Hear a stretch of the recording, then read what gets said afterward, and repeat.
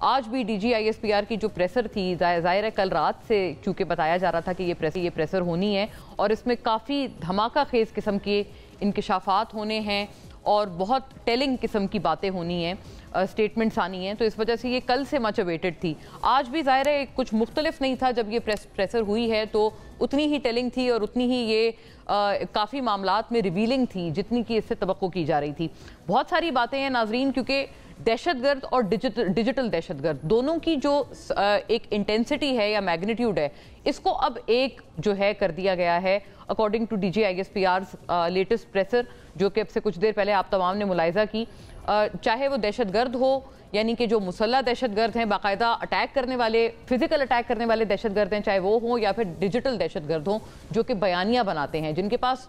شاید اسلحہ نہیں ہے لیکن پھر بھی مسلح دہشت گردوں سے وہ کم نہیں ہے۔ یہ تمام تر ناظرین ایک بڑا پختہ ایک جو میسج ہے وہ آج کی پریسر سے ہمیں ملا۔ کیا یہ تمام تر جو اب اس طرح کی ایلیگیشنز ہیں یا جو ڈیجیٹل دہشت گرد کی ٹرمینالوجی ہے وہ کسی پارٹی کی طرف اس کا اشارہ تھا یا کچھ مخصوص پارٹیز کی طرف اس کا اشارہ تھا؟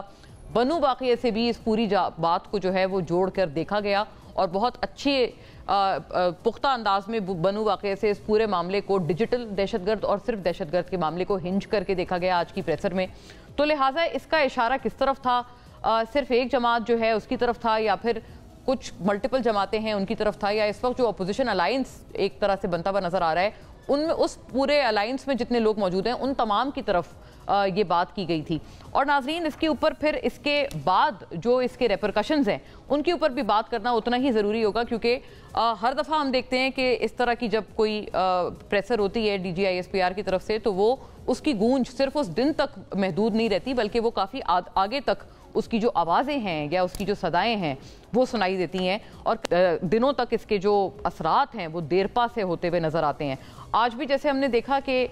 کچھ گرفتاریاں ہوئیں، رؤف حسن صاحب جو ہیں ان کی گرفتاری کا بتایا جا رہا ہے، انیشلی بیرسٹر گوہر ان کی بھی گرفتاری کی اطلاع تھی لیکن پھر اس کی تردید آئی ہے، اور ساتھ ساتھ یہ بھی بتایا جا رہا ہے کہ سوشل میڈیا یا آپ digital domain, once again digital کا ورڈ جو ہے وہ ہم اس میں دوبارہ ریپیٹ ہوتا ہوا دیکھ رہے ہیں کہ ڈیجیٹل ڈومین میں پی ٹی آئی کی جو سرگرمیاں ہیں وہ اس وقت پی ٹی آئی کے لیے نیا ایک طرح سے وبال جان بنی ہوئی ہیں اور اسی کے تحت اسی کی وجہ پر ابھی جو لیٹسٹ گرفتاریاں ہیں وہ کی جا رہی ہیں۔ گزشتہ روز بھی ہم نے کچھ اس طرح کی گرفتاریاں دیکھیں جہاں ان کے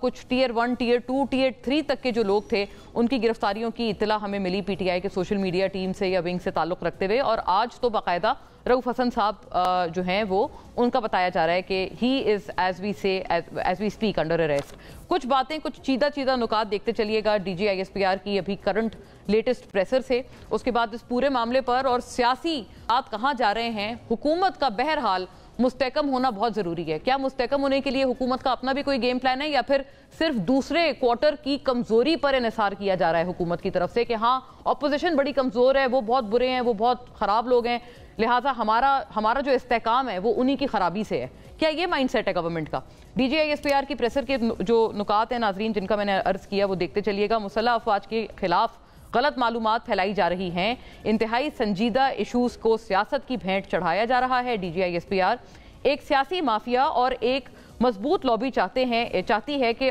آپریشن عزم استحکام کو متنازع بنایا جائے تاکہ نیشنل ایکشن پلان اور عزم استحکام کے مقاصد پورے نہ ہوں۔ D G I S P R بنو واقعے پر فوج کے خلاف بے بنیاد پروپیگنڈا کیا گیا، بنو واقعے کے بعد ڈیجیٹل دہشت گرد بھی متحرک ہو گئے۔ D G I S P R عدالتی نظام میں 9 مئی کے سہولت کاروں منصوبہ سازوں کو ڈھیل دی گئی، 9 مئی والوں کو کیفر کردار تک پہنچائیں گے تو ملک میں انتشار مزید پھیلے گا، اگر نہیں پہنچائیں گے کیفر کردار تک اگر نہیں پہنچائیں گے تو ملک میں انتشار مزید پھیلے گا۔ اور 9 مئی کو مخصوص سیاسی گروہ انتشار ٹولہ، یہ ناظرین کچھ بڑی دلچسپ ٹرمینالوجیز ہیں، نے پروپیگنڈا کیا کہ فوج نے 9 مئی کے مظاہرین کو روکا کیوں نہیں۔ D G I S P R digital دہشت گرد ہو یا عام دہشت گرد دونوں کا ہدف فوج ہے، ڈیجیٹل دہشت گردوں کو نہ روکا گیا تو انہیں مزید سپیس ملے گی۔ D G I S P R ناظرین یہ وہ خاص ایک جملہ تھا جس کے اوپر ایمفیسس میں نے بھی ابتدائیے میں رکھا کہ کیا اب دونوں کو ایک ہی طرح سے ایکویٹ کیا جا رہا ہے